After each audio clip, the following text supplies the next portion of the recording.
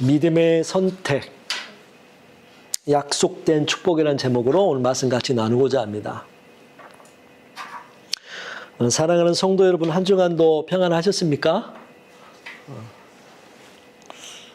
평안하셨습니까? 네. 타향살이의 고단함 속에서도 오늘 예배의 자리를 지키기 위해 달려오신 여러분을 주님의 이름으로 축복합니다. 이민생활 한마디로 정의하자면 선택의 연속이라고 할 수 있을 것 같습니다. 처음 이 땅에 도착했을 때부터 우리는 선택해야 했습니다. 어느 학교에 아이들을 보낼지, 어느 지역에 집을 얻고, 어느 곳에 취직을 하고 돈을 벌어야 할지, 또 어떤 비즈니스를 시작할지, 신분 문제 해결을 위해서 또 어떻게 해야 할지. 그런데 여러분, 그 선택이 늘 쉬우셨습니까? 사실 우리는 선택할 때마다 불안합니다. 내가 지금 잘못된 선택을 해서 손해를 보면 어떠나 하는 그런 두려움이 있습니다. 내가 내린 이 결정이 우리 가족의 미래를 또 나의 노년을 좌우할지도 모른다는 무게감 또한 우리를 짓누릅니다. 이런 상황 속에서도 우리는 선택을 하며 지금 여기까지 온 것입니다. 오늘 성경 본문에는 우리보다 앞서 이 길을 걸어갔던 두 명의 이민자가 등장합니다. 바로 아브라함과 롯입니다. 그들은 기근이라는 경제적인 위기를 피해 애굽으로 내려갔습니다. 그리고 이제 막 다시 가나안 땅으로 돌아오는 참이었습니다. 그런데 예상치 못한 문제가 발생합니다.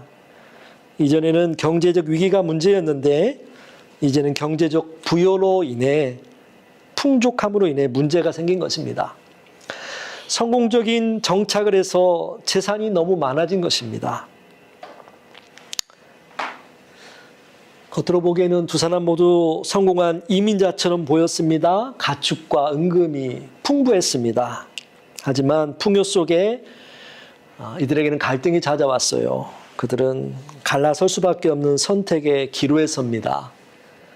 오늘 이들의 선택을 통해 오늘 사는 우리가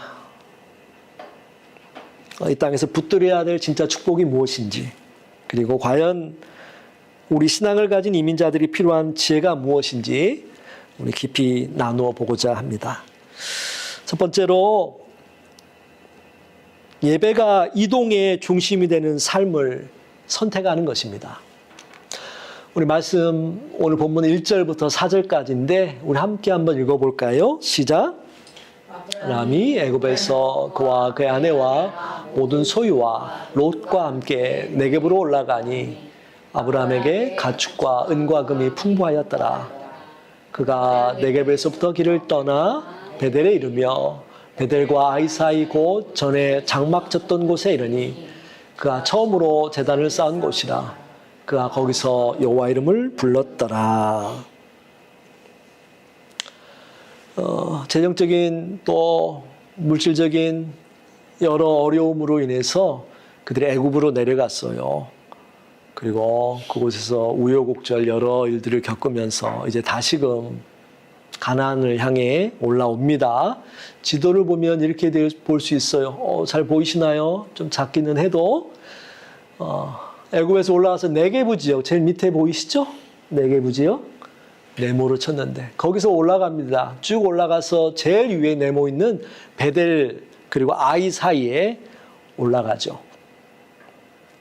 그 베델이라는 곳은 하나님의 집이라는 뜻을 가지고 있어요. 그리고 그곳에서 처음으로 아브라함이 실은 하나님 앞에 제단을 쌓고 여호와 이름을 부르며 예배를 했던 곳이에요. 언제? 갈대아 우르를 떠나 하란에서 머물다가 아버지가 돌아가시고 그 하란에서부터 가나안 땅에 내려와서 처음으로 그가 제단을 쌓고 예배를 드렸던 곳이 바로 베델이라는 곳이에요. 오늘 그곳에 가서 있는 거예요. 그런데 너무 가진 게 많아요. 풍족해요. 근데 그것이 오히려 문제가 돼가지고 같이 있기가 너무 힘든 상황이 된 거죠. 그래서 조카 롯은 어떻게 합니까? 요단 동쪽을 향해 간다고 오늘 성경은 나와 있어요. 요단 동쪽. 갈릴리 지역 지도 보면 갈릴리 지역에서 쭉 호수로부터 내려오는 사회로 가는 길에 그 요단 강이 흐릅니다.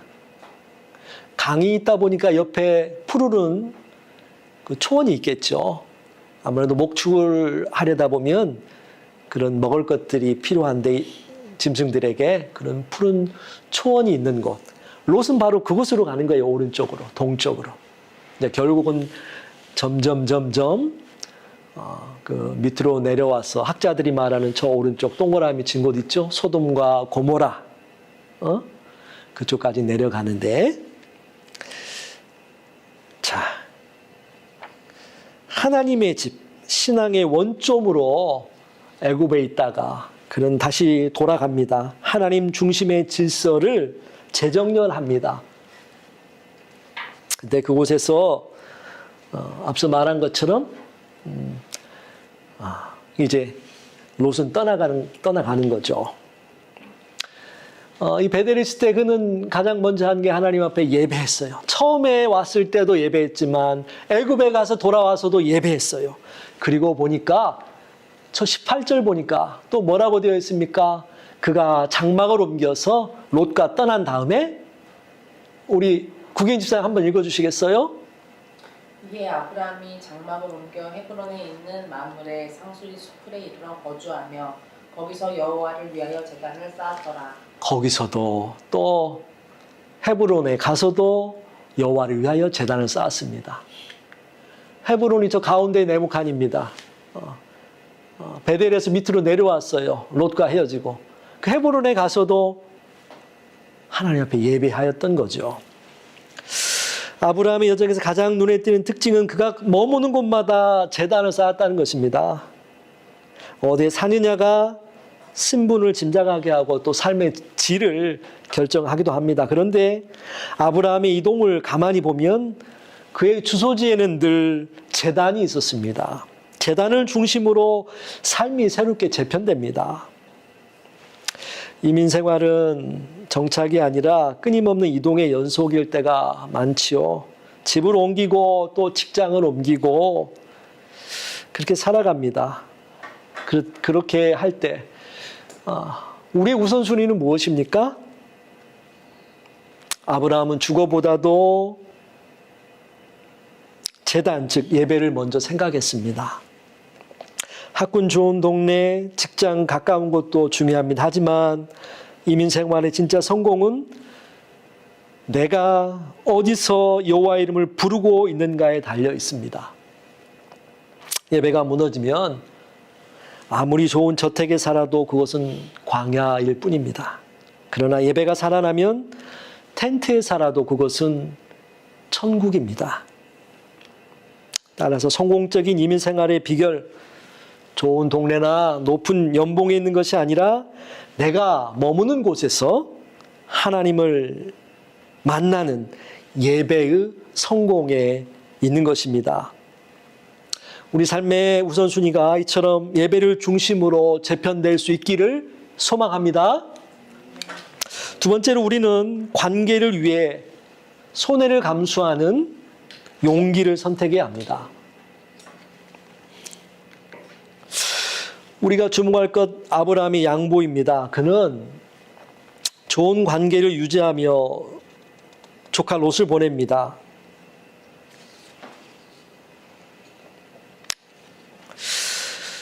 때로 이민자로 살아갈 때 관계에 어려움이 있기도 하지요. 물론 기억할 것은 이 땅을 살아가면서 모든 사람과 좋은 관계로 살아갈 수는 없습니다. 이 땅에는 나쁜 사람도 있고 사기치는 사람도 있어요. 만나면 위로가 되고 용기를 얻고 새로운 도전을 얻게 되는 사람도 있지만 반대로 만나면 문제가 생기고 힘이 빠지고 우울하게 되고 좌절하게 되는 그런 만남도 있어요. 죄악의 길로 인도하는 사람도 있습니다. 그럴 때는 무조건 관계를 좋게 하려고 하기보다 그 관계를 지혜롭게 잘 정리해야겠죠. 이민사회에서 갈등은 흔히 일어납니다. 낯선 타지에 살아서 그런지 생존 본능이 더 나타나는 것 같습니다.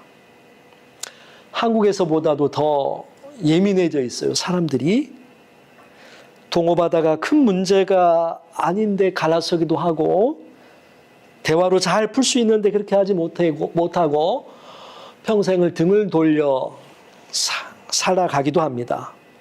또 사장과 고용된 직원과의 관계 속에 심한 다툼이 있기도 합니다. 오늘 성경 속에서도 갈등과 다툼이 존재합니다. 우리 6절, 7절 우리 이상우 집사님 한번 읽어주시겠어요? 그 땅이 그들이 동거하기에 넉넉하지 못하였으니 이는 그들의 소유가 많아서 동거할 수 없었음이니라. 그러므로 아브라함의 가축의 목자와 롯의 가축의 목자가 서로 다투고 또 가나안 사람과 브리스 사람도 그 땅에 거주하였는지라. 네, 아브라함과 롯의 소유가 너무 많아져서 그 땅이 그들이 동거하기에 넉넉하지 못했다고 합니다. 그리고 결국 종들 사이에 다툼이 일어나게 됐습니다. 물질이 많으면 좋죠. 그런데 물질이 많다고 해서 사람이 다 행복한 것만은 아닌 것 같습니다. 많으면 많을수록 또 나름의 문제들이 존재합니다. 주중에 제가 그 서장훈 씨가 나오는 이웃집 백만장자라는 그런 프로의 한 영상을 봤습니다. 여러분 후라이팬인데 그 뚜껑처럼 되어 있는 양면이 되어 있는 후라이팬 아시죠?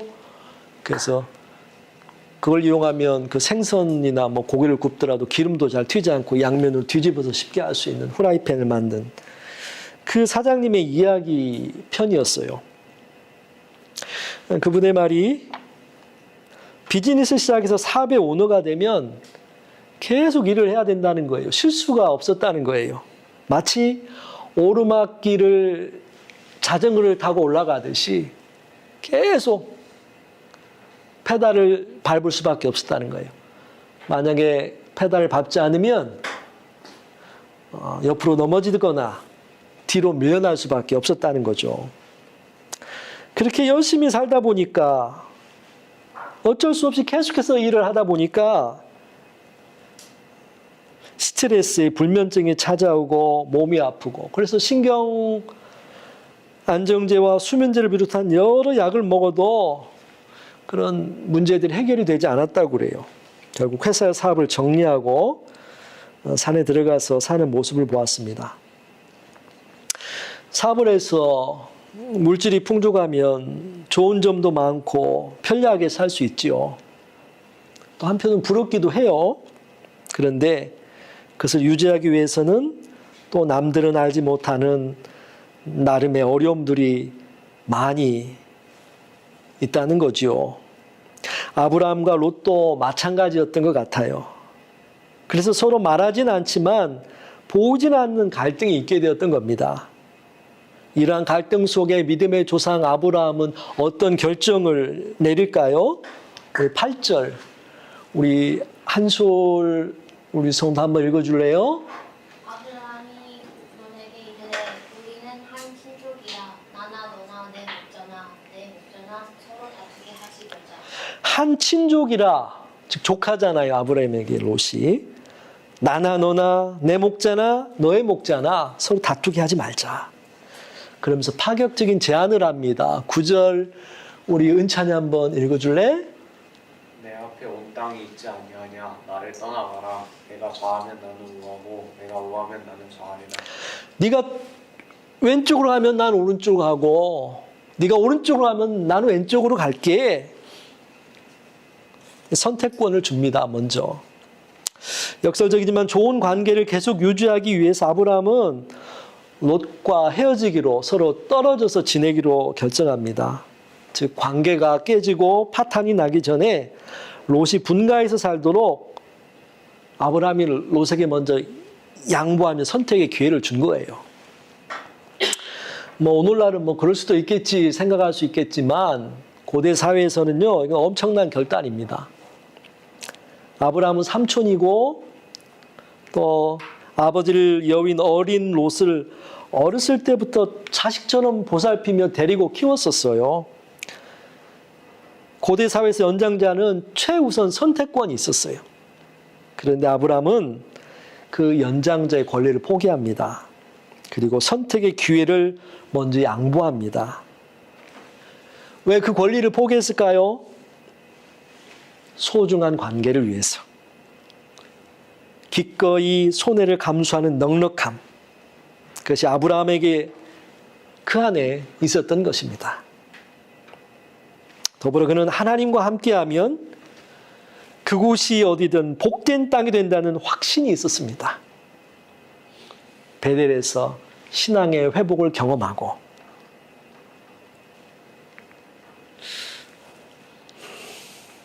이민사회는 좁습니다. 작은 이익 때문에 소중한 관계를 깨트리는 경우를 종종 봅니다. 하지만 아브라함은 눈앞의 비옥함보다 사람을 선택했고 또 관계를 지키기 위해 자신의 손해를 감수했던 것입니다. 이것이 진짜 신앙인의 품격입니다. 세 번째로 눈에 보이는 땅보다 하나님의 약속을 바라보는 선택을 해야 합니다. 우리 10절 우리 황정희 사모님 한번 읽어주실래요? 이 롯이 눈을 들어 요단 지역을 바라본즉 소알까지 온 땅이 물이 넉넉하니 여호와께서 소돔과 고모라를 멸하시기 전이었으므로 여호와의 동산 같고 애굽 땅과 같았더라. 네, 롯이 눈을 들어 요단 지역을 바라보니 여호와의 동산 같고 애굽 땅과 같았다. 롯은 자신의 경험과 안목을 믿었습니다. 그 목축을 하다 보니까 알죠. 물이 흐르는 곳, 물이 있는 곳에 또 풀들이 잘 자라고 목축을 잘 할 수 있다라는 것, 그것을 알았던 거죠. 당장 물이 많고 풀이 무성한 곳, 즉 비즈니스가 잘 될 것 같은 곳으로 이 롯은 골랐습니다. 그러나 그곳은 어떤 곳이었습니까? 죄악이 가득한 곳, 소돔과 고모라로 연결되는 곳이었습니다. 롯이 떠난 뒤 홀로 남겨진 아브라함의 마음은 어땠을까요? 자식같이 키운 롯, 이 조카가 낼름 자신이 좋은 땅을 차지하고 갔습니다. 인간적인 아쉬움도 배신감도 들었을 거예요. 또 한편으로는 속이 또 후련했을지도 모릅니다. 그러면서도 함께했던 시간들을 떠올리며 그리움과 그 허전함이 그 안에 있었을 것입니다. 그때 하나님이 찾아오십니다.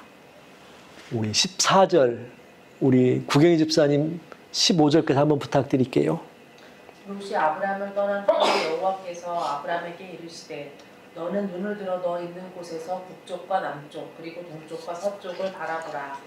보이는 땅을 내가 너와 내 자손에게 주리니 영원히 이르리라. 너는 눈을 들어 너 있는 곳에서 북남동서, 동서남북이죠. 사방을 보이는 땅을 너와 내 자손에게 주리라. 아브라함은요 롯에게 좌나 우 둘 중에 하나 선택하라고 했죠. 배려를 했습니다. 그러나 하나님은 그보다 더 큰 은혜, 북남 동서, 동서남북 사방을 바라보라 하십니다. 그러면서 보이는 땅을 다 주시겠다고 약속하셨어요. 조카 롯이 떠나 홀로 있는 아브라함에게 하나님이 약속을 하신 거예요. 보이는 땅 내가 다 너에게 주마. 하나님이 아브라함이 기업이 되어주시겠다는 거예요. 여기서 기업은요 회사를 의미하는 게 아닙니다. 하나님 자신이 보상이 되어주시겠다는 거예요. 평생 붙들고 살아갈 유산이 되어주시겠다는 거예요. 이게 가장 큰 복이죠. 하나님이 함께하는 것. 그러나 여기서 끝나지 않아요. 너뿐만 아니라 너의 자손에게까지 주마. 우리가 잘 알다시피 이때 아브라함은요 땅 한 평 가지고 있지 않았습니다. 그리고 자신의 아들이 없었습니다. 그런데 하나님이 약속하시면 축복하시는 거예요. 땅뿐만 아니라 기도하고 바랬던 자식과 후손들에 대한 축복까지 그 약속을 하나님이 오늘 하시는 거예요. 롯이 가져간 땅, 그 비옥한 땅, 그것보다 훨씬 큰 이 전체 땅을 내가 너와 내 자손에게 영원히 주겠다. 롯은 눈앞에 한 조각 땅을 선택했지만 아브라함은 가나안 땅 전체를 약속받았습니다. 여러분, 우리 기억합시다. 내 계산기로 두드린 복보다 하나님 손에서 나오는 복이 훨씬 큽니다. 롯은 자신의 눈에 좋은 환경을 선택했습니다. 하지만 그 결과는 어땠습니까? 그곳은 죄악으로 가득한 소돔과 고모라였습니다. 결국은 멸망하는 성이었습니다. 당장 눈앞에 화려함이 나를 살려줄 것 같아 꽉 쥐고 있지만 하나님은 우리가 그것을 내려놓을 때 비로소 동서남북 사방을, 그 모든 지평을 열어주십니다. 내 경험, 판단만으로 좋은 것을 잡으려고 애쓰지 맙시다.